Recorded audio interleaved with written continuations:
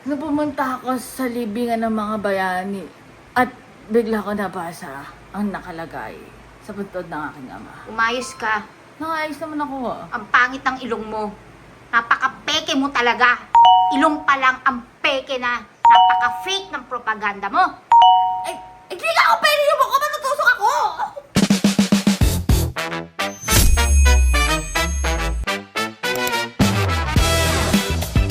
Lunes na Lunes, ha? Pinag-iinit nyo naman ang dugo ko, ha? Pinag-iinit nyo yung dugo nila, Senator Mick Zubiri. Ayan, minagalit. Nakakaloka kasi naman to si Manang Aimee. Diyos ko. Gagawa na lang ng video, hindi pa linagyan ng mga transition. Noong April 22 sa Soler, nagkita si Tito Soto at House Speaker D para pag-usapan kung ano ang papakialaman sa 1987 Constitution habang nakaupo si Bongbong Marcos. Kasama ni House Speaker D ay si South Cotabato Congressman Ferdinand Hernandez. Kasama ni Soto ay ang dating Senate Secretary na si Mark Mendoza. Konas ang gusto nilang mode ng charter change. Impeachment, no elections, term extension. Gandahan mo naman yung transition. Tsaka dapat may mga sound effects na twing! Ay, may nagsiselebrate na yan. Ano ba naman yun? Sino gumawa niyan? Pero ayan nga, mga batang helmet ha. Kidding aside, nakakaloka naman talaga. Diyos ko yung... Papaniwalaan niyo ba yung nalabas sa video ni Manang Aimee? Pwede. Ha? Bakit? Pegi nga yung tsura niya. Maniniwala ka pa? I support the motion of Senator Mick Zubiri to strike sa record yung video presentation ni Senator Aimee Marcos. I've been in public service broadcasting sa media for almost 30 years now. First time na ako nakita ng House Show presentation kanina. But before that, let me tell you this. Sana wag nating gamitin yung plenary para sa mga conspiracy theories natin. Sana maging totoo lang tayo. Again, babalikan natin yung sinasabi ko, experience ko sa media. 30 years na po ako sa media. Kapag ako po or anybody from the media, professional, legit, hindi yung house show, pag nag-expose, gumawa ng expose, binabakapan yan ng video related doon sa expose, hindi yung gawa-gawa, hindi yung katang-isip, hindi yung opinion. Madam President, the point of order. Under Section 93, 94, 95 on Unparliamentary Acts and Language, I just want to point out that the video that the lady senator presented was obviously opinionated, a propaganda tool, right?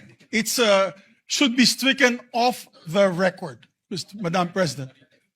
And it's unparliamentary. We've seen videos presenting evidence on issues that are taken up on the floor. Senator Tulfo always comes out with videos showing people being mauled, people being abused for the information of this body to act on that particular issue. But to come up with an opinionated piece like that, ganong klaseng video na propaganda, na sowing intrigue. Kasi ako, Madam President, hindi naman ako sang-ayon sa people's charter change.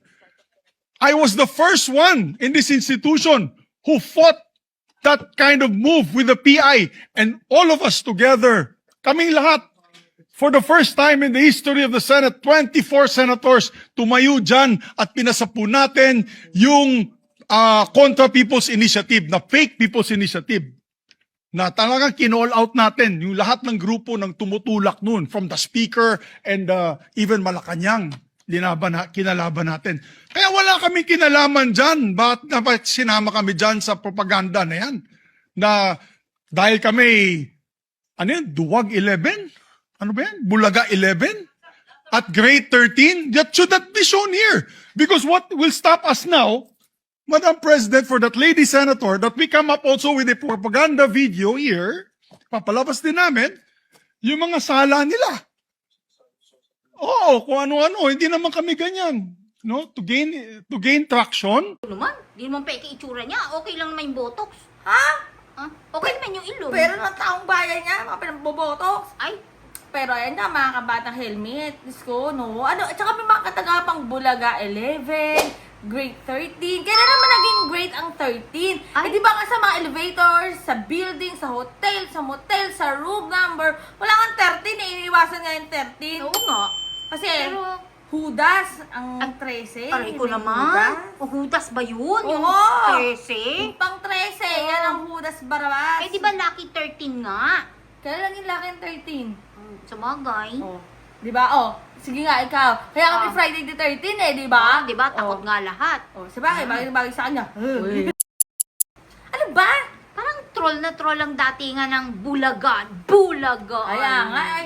Tapos may sinasabi pa si Manang Aimee, naging reporter din daw siya, vlogger, ha? Eh, ano ba siya Di ba talaga? senadora ka? Ay, baka vlogger siya. Vloggerista era na to. Baka yun talagang ano niya. Ah. Kasi dapat naman talaga, yung mga i-elect ang mga iboboto nating mga senador, Oh. hindi naman sa minamaliit mo, di ba? Mm. Pero dapat naman kasi, yung mga nakatapos ng abogasiya, Kahit- yung totoo yung diploma, Kahit yung totoong nakagraduate, nakasali doon sa graduation. Sabihin na natin kahit hindi nakatapos yan ng law. Pero yung tipo namang, di ba, may ibubuga. Anong binubuga ngayon? Ha? Anong binubuga ngayon? Fake news. Kaloka. Pero ayun nga mga batang helmet, maging matalino na ang Pusit. taong bayan, ha? Mm. Kakaloka kayo, nanggigigil yung, taong bayan. Nakagigil Nakakagigil talaga. Nagpagawa ng ilong, ang pangit naman. Ay, may mukha siya. Sino? Yung sa Soma. So ba yun? Oh, ayan, oh. Ew.